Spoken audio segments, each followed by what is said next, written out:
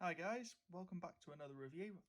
I know it's been, it's been a few years since I've done one of these, but I posted a video around New Year's of the new direction I want to try and take this channel after, admittedly, a few years away. So what I'm trying to do now is more sort of sound demos and things like that. A lot has happened in this time. I've moved house. I've got my own workstation, which is a bit messy, but some of you that have been around this channel for a long time will recognise a few, like the Blue Pullman there, which is one of my first reviews when back in like 2013 or 2012, something like that. And again the 155 there, that was involved in a couple of collaborations, that kind of thing. And the Hornby Networker, which is looking a bit worse for wear at the moment, but more to you'll see more what's going on with that soon. Anyway, back to today's video. So, I had a request probably a few months back now. I've been so busy, I'm sorry guys, for me to review the Class 58s again. So I thought I'd take this opportunity to give it a quick review again and talk about some of the features that I have done to this specific one, as you'll soon see. So let's get it open. So as you can see, it's the usual Heljan. It's a very similar package to Bachmann these days. The block of ice with the sleeve around it. I do prefer Heljan's older packaging, which I've got one here to hand, for example. The only problem is you didn't get a window in it, but it was a foam cover with a very sort of sturdy box. You could genuinely, I think, throw it down the stairs and your loco would be completely fine. Anyway, so enough about the boxes, more onto the actual loco. So this one I've had for quite a while. This was my second Heljan 58 I ever bought. The first one is the mainline grey one, which you've also seen on the channel, but this one is by far the one that's had the most work done to it. So a bit more about this one. It's the second phase Heljan 58 where Olivier's trains commissioned, I suppose, for them to come back into production. So you had a couple of numbers. You had this one, 58030, both in EWS livery, which I both have. You had 038 in mainline blue, I believe, and I'm not too sure on the other ones, I'll be honest with you. But a bit of information about the Class 58. They were built from 1983 to 1987, I believe, to mainly haul the merry-go-round trains around the various collieries and power stations in the country. 50 of them exist. They've got a Ruston Paxman engine, which I believe is very similar, if not identical, to the engine in a Class 56. And they're very famous for having a modular construction, which gave them the nickname Bones. So you can see everything on them is designed to come off easily and be replaced easily. There aren't any in service at the moment. The last one was taken out in 2002. They were replaced by the Class 66s. However, there are several examples preserved, with one 023, I believe, destined for mainline service very soon. Anyway, enough about the history of the class. Let's come and have a look at this, in my opinion, fantastic model. So, as you can see, the front end detail is fantastic on them. You do have your sprung buffers, as you can see, separately fitted wipers, which is always nice to see. And in here, you can get a hint of some of the things I've been doing. So I put litter in the cab, and a driver, and cab lights, which you will see very soon. Coming around, again, you've got separately fitted handrails here, which are lovely. You do also have these little handles here, which you do fit separately, which that's what I've done. You usually come with just the standard handrails on the side here, but later on they did have these, so that's why I fitted them. Coming round here, you can see the livery application is spot on. The weathering was done by Olivier's Trains when I bought it back in 2012. Sorry, 2013, I do apologise. And it is finished to a very high standard. It has been touched up by Richard Croft in Roads and Rails, and he's done a very good job of keeping it looking fresh. Moving around the other end, As you can see, there's no expense spared really. Working lights, as you'd expect on a model of this calibre. And moving to the underframe here. Now, I should explain these. You do have, as part of optional detailing, you can change these for the bogies which had the CPEX system fitted to them, which I believe was only available on 58050. But the option is there if you do want it. Coming to the undercarriage, you can see there's a lot of separately fitted detail in this section here, and again, like as you can see, if you grab it up, it really does look the part. And coming around here, again, the bogies are finished to quite a high standard, even though they are all one moulded piece, I believe. And the buffer beam detail here, as you can see, is fitted from the factory, which is a very nice change from buying, spending £150 on a loco and then having to fit it yourself. Okay, and if we move to the roof, you can see you do have the radio pods on the top, and you do have mesh. You do have a mesh cover for the fans with a separately fitted fan inside. Now I know they don't spin, but it is still a nice touch. And you have the exhaust, which is nicely. It's one moulded piece, but you can see they've differentiated it. From the Hornby model from the 80s, this is a huge improvement, I will say. And coming round,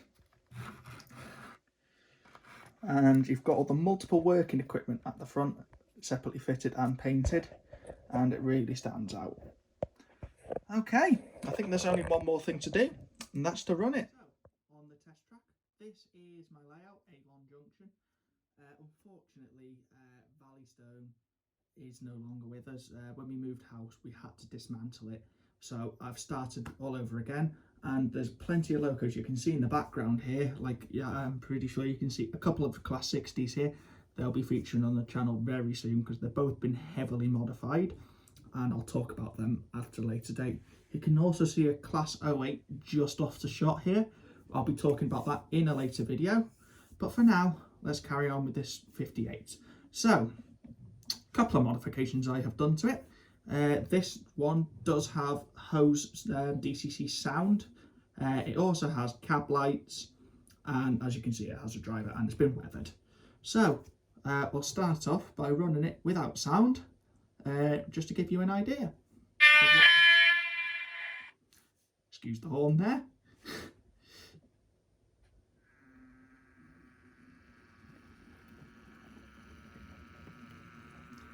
And as you can hear, as to be expected from Heljan, the motor mechanism is superb. There's no arguments from me from there. It runs super smooth, and considering the middle bogie isn't driven, it's just used as a pickup, it runs superb.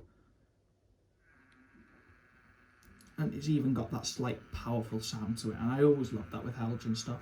I know Heljan stuff always seems to take more power, but if I'm honest with you, if you're on DCC, it's not usually a problem. So I'll bring it back into shot here, and I'll play some of the sounds for you.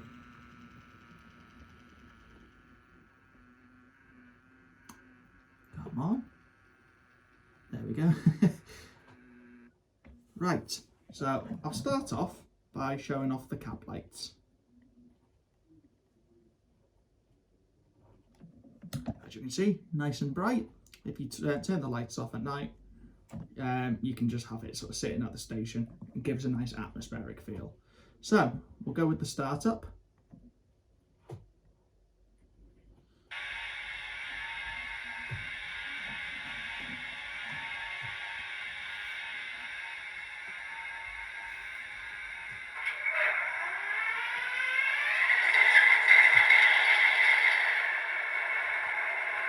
So as you can hear, it's quite a bassy sound on these.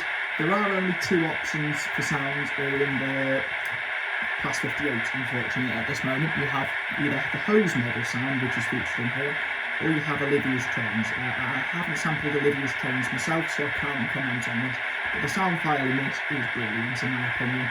It is operating off 2 bass reflex speakers fitted by Richard Croft over at Roads and Rails, and as you can hear, it does give it quite a nice, loud, quite bassy sound actually. So this is function 1, obviously, so you can hear the starter. I'll be doing function 2 and 3, which are 2 different types of horns.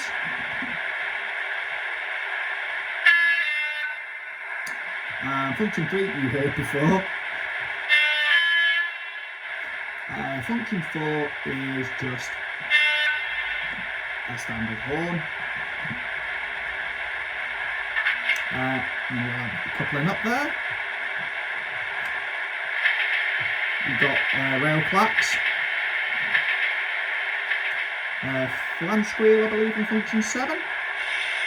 Yep.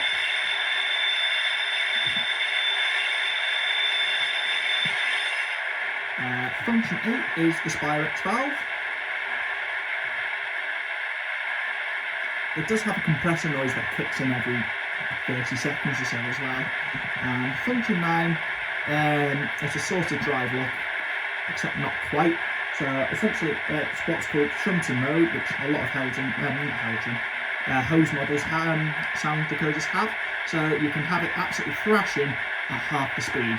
So it's to simulate, obviously potting around a depot like this at the moment, or if it's got a heavy train and you can just yank the power up on it without the risk of it shooting off. Okay, so it's time to hear it power up.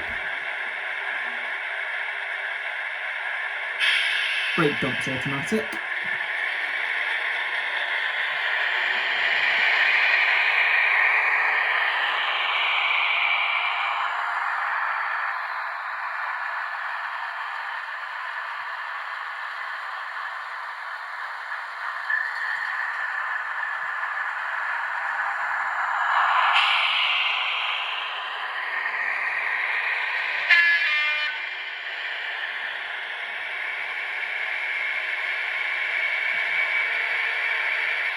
You also do get that nice turbo scream that is characteristic of a 56 and 58.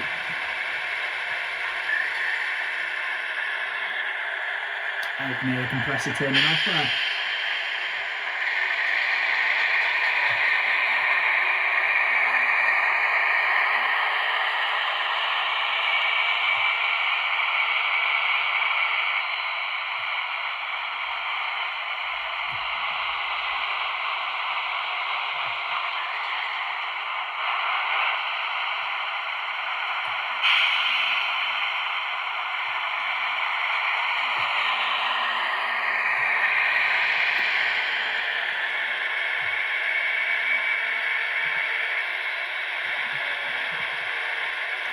So, in conclusion,